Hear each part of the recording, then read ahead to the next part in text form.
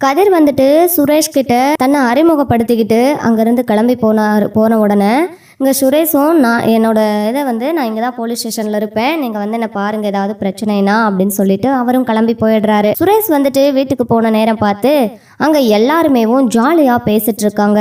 மீனா, ராஜி, அதாவது எங்கிட்ட எல்லாருமே பேசிட்டு இருக்காங்க.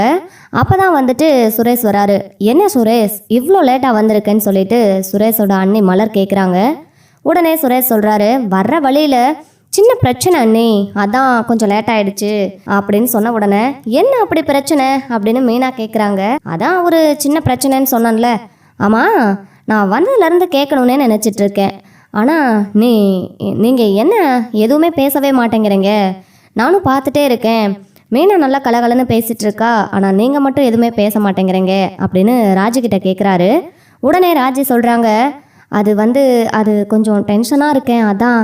ஆமாம், வந்ததுலேருந்தே நீங்கள் டென்ஷனாகவே இருக்கிறேன்னு சொல்கிறீங்க, எதனாலன்னு சொல்லி கேட்குறாங்க. அது மீனா சொல்கிறாங்க, அது கதிர் வீட்டுக்காரரை நினச்சி ராஜி ரொம்ப ஃபீல் பண்ணிகிட்ருக்கா சுரேஷ் அப்படின்னு சொல்கிறாங்க.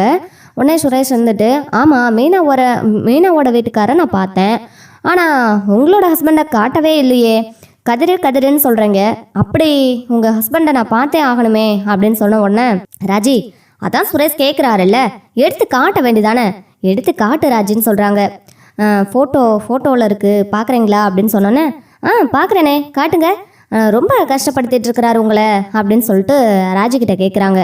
உடனே ராஜி செல் எடுத்து கதிரோட ஃபோட்டோவை காட்டுறாங்க. கதிரோட ஃபோட்டோவை எடுத்து இதுதான் கதிர் அப்படின்னு சொல்கிறாங்க. உடனே அதை வாங்கின உடனே சுரேஷ் இருந்துக்கிட்டு, இவர் தான் கதிரா, என்ன சொல்கிறீங்க நீங்கள், இவர் உங்கள் ஹஸ்பண்டா, இவர் இப்போ எங்கே இருக்கிறாருன்னு சொன்னீங்க அப்படின்னு சுரேஷ் கேட்குறாரு. அது குன்னக்குடியில் தான் அப்படின்னு சொல்கிறாங்க. என்ன நீங்கள் சொல்கிறீங்க, குன்னக்குடியிலையா?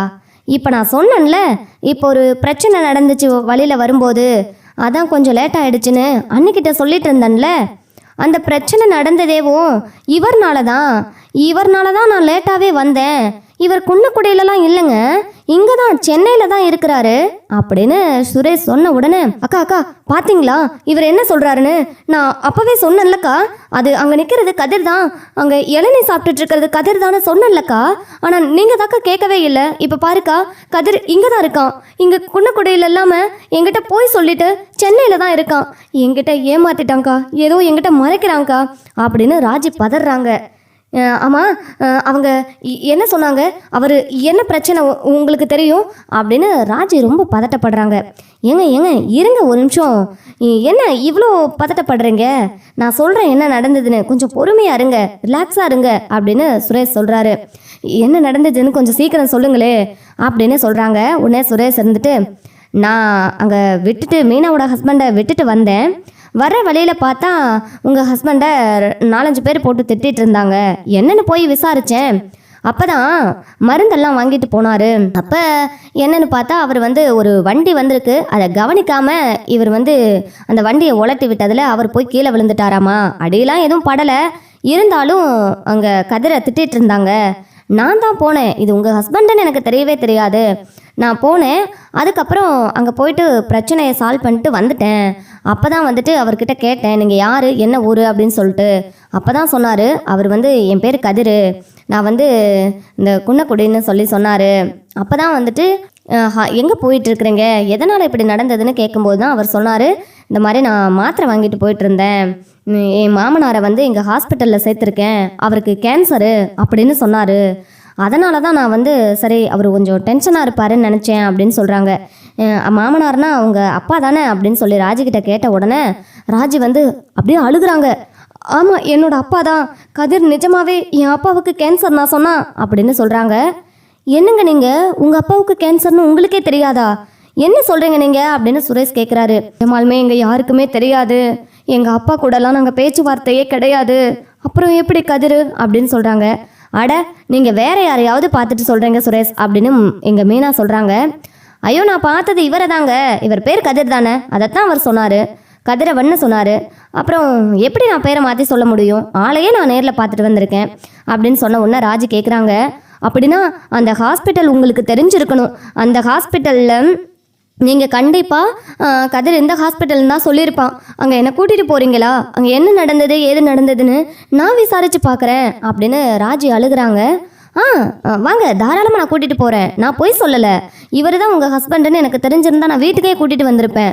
அதுவும் இல்லாமல் உங்கள் அப்பாவை கூட நான் போய் பார்த்துட்டு வந்திருப்பேன். எனக்கு அதெல்லாம் தெரியாதுல்ல. இப்போ நீங்கள் வாங்க, அவங்க ஹாஸ்பிட்டல் எங்கே போயிருக்காங்கன்னு நான் கூட்டிகிட்டு போய் காட்டுறேன்னு சொல்லி சுரேஷ் சொல்கிறாரு. இங்கே ராஜியும் சரி இப்பயே கிளம்பலாம் அப்படின்னு சொல்கிறாங்க. உடனே எங்கள் மீனாவோட சேர்ந்து ராஜியும் கிளம்புறாங்க. அப்போ தான் கோமதி கேட்குறாங்க, என்னடி ஆச்சு, எங்கே கிளம்பிட்டேங்கன்னு சொல்லி கோமதி கேட்ட உடனே, அத்தை அது வந்து கதிரை சுரேஷ் பார்த்துருக்காராம், அதான் அப்பாவுக்கு கேன்சர்னு சொல்கிறாங்கன்னு சொன்னோன்னே, ஏய் இருடி இரு, ஏன் இம்பிட்டு வளர்ற, என்னடி ஆச்சு உனக்கு? மீனா நீயாவது சொல்லு, என்ன ஆச்சு இவளுக்கு, ஏன் இப்படி பதறி போயிருக்கா அப்படின்னு கேட்குறாங்க. உடனே மீனா இருந்துக்கிட்டு, அத்தை அது வந்து கதிர் சென்னையில் தான் இருக்கிறாராமா, இங்கே தான் மீனாவோட அதாவது ராஜியோட அப்பாவுக்கு கேன்சருன்னு சொல்லி ஹாஸ்பிட்டலில் வச்சு பார்த்துட்டு இருக்கிறதா சுரேஷ் சொல்கிறாரு. நான் தான் அவரை பார்த்தேன்னு சொல்லி இப்போ தான் வந்து சொல்கிறாரு.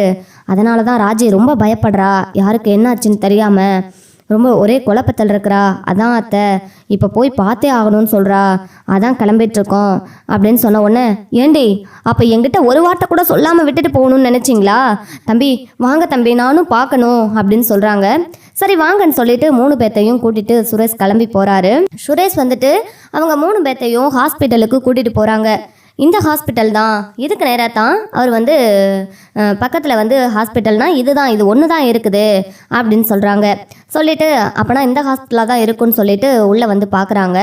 உள்ளே வந்த உடனே இந்த மாதிரி கதிரவன் அதுக்கப்புறம் முத்துவேல்னு யாராவது இங்கே அட்மிட் ஆகியிருக்காங்களா அப்படின்னு சொல்லிட்டு கேட்குறாங்க. உங்கள் அப்பா பேர் முத்துவேல் தானே அப்படின்னு ராஜுக்கிட்ட கேட்ட உடனே, ஆமாம் எங்கள் அப்பா பேர் முத்துவேல் தான் அப்படின்னு சொல்கிறாங்க. உடனேவும் அந்த பேரில் யாராவது அட்மிட் ஆகியிருக்காங்களான்னு சொல்லி கேட்குறாங்க.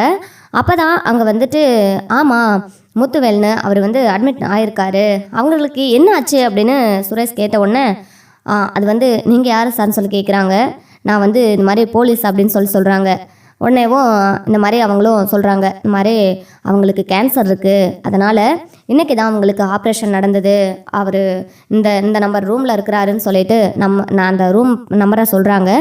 உடனே ராஜி அப்படியே பதட்டமாகி அழுக ஆரம்பிக்கிறாங்க. வேகமாக ஓடுறாங்க தன்னோட அப்பாவை பார்க்கறதுக்காக. இங்கே வர அப்படியே ஓடும்போது எதிர்த்தாப்படியே கதிர் வராரு. கதிரை பார்த்த உடனே அப்படியே ராஜி உறைஞ்சு போய் நிற்க, ராஜியை பார்த்து கதிர் உறைஞ்சு போய் நிற்க, 2 பேரும் அப்படியே பதட்டமாகி அப்படியே ஒரு மாதிரி நடுங்கி போய் நிற்கிறாங்க.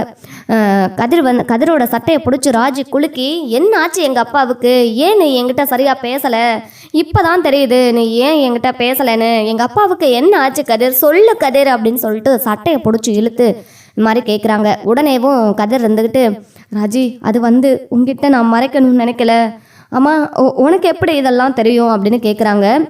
எனக்கு எப்படியோ தெரியட்டும், அதை விடு, இப்போ என்ன ஆச்சு, நீ அப்பா எங்கே, அப்பாவுக்கு இப்போ ஆப்ரேஷன் நடந்ததுன்னு சொன்னாங்க அப்படின்னு சொன்ன உடனேவும் இங்கே வந்துட்டு சட்டையை பிடிச்சி குலுக்கின உடனே கதிருக்கு கண்ணீர் அப்படியே ரொம்ப அலறாரு, கண்ணீர் கொட்டுது. ராஜி அது வந்து உனக்கு இது தெரியக்கூடாதுன்னு மாமா தான் சொன்னார், அதனால தான் அப்படின்னு சொல்கிறாங்க. என்ன ராஜி நீ அது வந்து என்ன ராஜி நீ இங்கே வந்து நிற்க வச்சு கேள்வி கேட்டுட்ருக்க, வா போய் உங்கள் அப்பாவை பார்க்கலான்னு மீனா கூப்பிடுறாங்க. இல்லை மாமாவை டிஸ்டர்ப் பண்ணாதீங்க, அவர் இப்போ தான் தூங்கிட்டுருக்காரு, இப்போ தான் கொஞ்ச நேரம் கழித்து போய் பார்க்கலாம் அப்படின்னு சொல்கிறாங்க. இல்லை நான் என் அப்பாவை உடனே பார்த்தாகணும்னு சொல்லிட்டு எல்லாரும் கிளம்பி போகிறாங்க. கிளம்பி போய் இப்போதைக்கே கதவை ஒன்றும் ஓப்பன் பண்ணாமல் பார்க்கலாம் சொல்லிட்டு போய் நிப்பாட்டுறாங்க. அப்போ தான் அங்கே போயிட்டு ராஜி அப்படியே கதறி அழுகுறாங்க. என் அப்பாவுக்கு இப்படி ஒரு நிலைமை வந்தும் இன்னும் என் அம்மாவுக்கு தெரியல, என் குடும்பத்தாளுங்களுக்கு தெரியலையே, என் அப்பா யாருமே இல்லாத அனாதை மாதிரி இப்படி இருக்கிறாரு, ஏன் கதிரை என்கிட்ட கூட சொல்லலைன்னு சொல்லிட்டு சட்டையை பிடிச்சி குலுக்கி கேள்வி கேட்குறாங்க. உடனே கோமதி இருந்துக்கிட்டு இங்கே கதிரை திட்டுறாங்க, என்னடா நீ இவ்வளோ பெரிய விஷயம் நடந்திருக்கு, இப்படி அவர் சொன்னாருங்கிறதுக்காண்டி சொல்லாமல் விட்டுட்டியேடா, ஏதாவது ஒன்று கிடக்க ஒன்று ஆயிருந்தா என்னடா பண்ணியிருக்க முடியும், ஏண்டா கதிரை இதை புரிஞ்சுக்கவே மாட்டேங்கிறேன்னு சொல்லிட்டு இங்கே வந்து கதிரை பிடிச்சி திட்டுறாங்க. அது வந்துமா சொல்லலான்னு தான் இருந்தேன், ராஜுக்கிட்ட எனக்கு எதுவுமே மறைச்சி பழக்கம் இல்லைல்ல, நான் அவகிட்ட மறைக்கக்கூடாதுன்னு தான், மறைக்க முடியலம்மா என்னால், அதான் அவள் ஃபோன் எடுத்தால் ஏதாவது பேசிடுவணும் அப்படிங்கிறதுனால தான் நான் அவகிட்ட பேசாமல் இருந்தேன் அப்படின்னு சொல்லிட்டு கதிர் சொல்லிட்டுருக்காங்க. அதுக்கப்புறம் இப்போ உள்ளே போய் பார்க்கலான்னு சொன்ன உடனே முத்துவேல் கண் முழிச்சிடுறாரு. அப்போ எல்லாரும் உள்ளே வராங்க.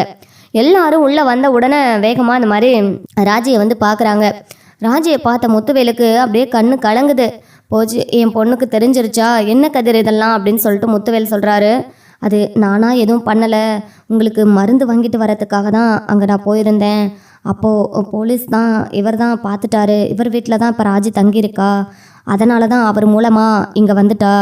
நான் சத்தியமாக நான் சொல்லவே இல்லைன்னு சொல்கிறாங்க. உடனே அப்பா ஏன்பா இப்படி பண்ணுங்க, உங்களுக்கு நாங்கள் எல்லாருமே இல்லையா, ஏன்பா நாங்கள்லாம் இருக்கும்போது அனாதையாக வந்து எதுக்குப்பா நீங்கள் இருக்கணும்.